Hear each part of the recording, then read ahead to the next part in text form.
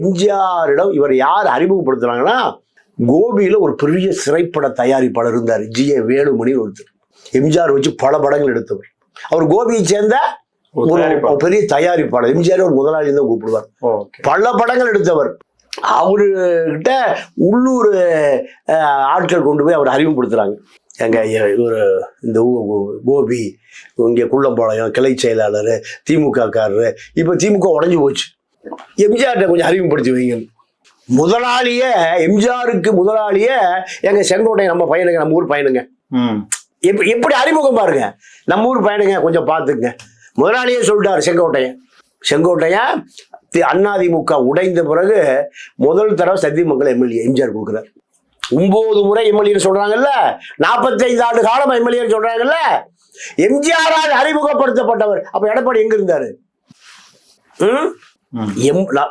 எவ்வளவு ஒரு லீடர், நீ எங்க வீணா போயிட்டேங்கிறக்க நான் சொல்ல வர்றேன். அப்போ எம்ஜிஆரால் அறிமுகப்படுத்தப்பட்டு அன்னையில இன்னைக்கு வரைக்கும் அதிமுக தான்.